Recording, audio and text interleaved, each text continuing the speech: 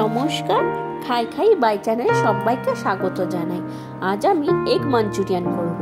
প্রথমে ডিমটাকে সেদ্ধ করে একটা ডিমটাকে মাঝখান থেকে অর্ধেক করে, তারপরেও আরও অর্ধেক করে, মানে মোটামুটি একটা ডিম থেকে 4টে টুকরো হবে, সেখান থেকে নুন আর একটু গোলমরিচ গুঁড়ো দিয়ে মাখিয়ে রেখে দেবো।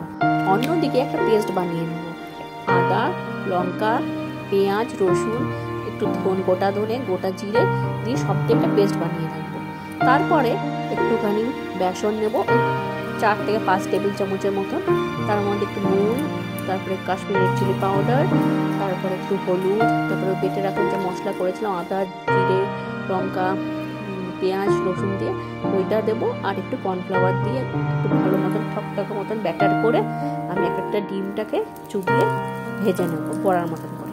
অনেকে ডিমটাকে ভালো মতন হয়তো অনেকে ভাপিয়ে নেয়, সেটাকে আবার বেসনে চুবিয়ে করে, বা অনেকে আবার এই কাঁচা ডিমটাকেই বড়ার মতন করে নিই পেঁয়াজ লঙ্কা দিয়ে করে। আজ আমি ডিম সেদ্ধটাকেই বড়ার মতন করে নিয়ে ভেজে তুলে রাখছি, ওটাকে ওইভাবেই করবো। যেরকম চিকেনটা করে অ্যাকচুয়ালি সেরকমই আমি করতে চাই, ভিতরে যেন সলিড ডিমটা থাকে। তারপর এক এক করে আমি সব ডিমটা উল্টে পাল্টে করে আমি ভেজে তুলে নিয়েছি। তারপরে যে বেশি তেল দেবো না, যেইটুকুনি ডিম ভাজার পরে যে ডিমটা তেলটা ছিল ওটার মধ্যেই আমি রসুন কুচি দিলাম, একটু আদা কুচি দিলাম। আদা কুচি রসুন কুচি দেওয়ার পরে একটুখানি জাস্ট একটু হালকা মতন নাড়াচাড়া করে নেবো, যাতে একটু ভালো গন্ধটা বেরোয়, ফ্লেভারটা বেশ বেরোয়। তারপরে পেঁয়াজ কুচিটা আমি ডাইস করে কেটে রেখেছিলাম, সব পেঁয়াজের খোলাগুলো সব ছাড়িয়ে নিলাম, এগুলো সব দিয়ে একটু ভালো মতন পেঁয়াজটাকে কাজ করে ভেজে নিলাম। দেখো ট্রান্সপারেন্ট হয়ে এসছে। এর মধ্যে আমি এরপরে বেটে রাখা যে মশলাটা ছিল সেই মশলাটা আমি দিয়ে দেবো। আমার কাছে ক্যাপসিকাম ছিল না, তোমরা ক্যাপসিকাম এর মধ্যে অ্যাড করতে পারো, বা বেল পেপার, রং বেরঙের বেল পেপার আছে ওগুলো অ্যাড করলে আরও বেশি কালারফুল লাগে দেখতে। তো মশলাটা একটু বেশ মতন নাড়িয়ে চাড়িয়ে কিছুক্ষণ পরে আমি তারপরে নুন, একটু হলুদ দিয়ে একটু কিছুক্ষণ নাড়িয়ে এটার মধ্যে আমি একটা এক্সট্রা মশলা অ্যাড করেছি, যেটা একটু বেশ খেতে চিলি চিকেনের মতো লাগে। সেটা হচ্ছে শেজওয়ান চাটনি। চিংসের শেজওয়ান চাটনি তোমরা যে কোনো স্টোরে ইজিলি অ্যাভেলেবেল পেয়ে যাবে, মার্কেটে বা সুপার মার্কেট বা যে কোনো শপিং মলে। ওটা দিয়ে একটু বেশ ভালো মতো নাড়াচাড়া করে নেবো। ওটা দিলে পুরো রেস্টুরেন্ট স্টাইল পুরো লাগে। চিংসের শেজওয়ান চাটনি দিয়ে তোমরা করে দেখো। মোটামুটি আমার তেল বেরিয়ে এসছে, থেকে আমি 1 টেবিল চামচের মতন আমি সোয়া সস দিলাম, ডার্ক সোয়া সস। ওটার মধ্যে একটু নুন থাকে, তার জন্য আমি নুনটা এখনো অ্যাড করিনি।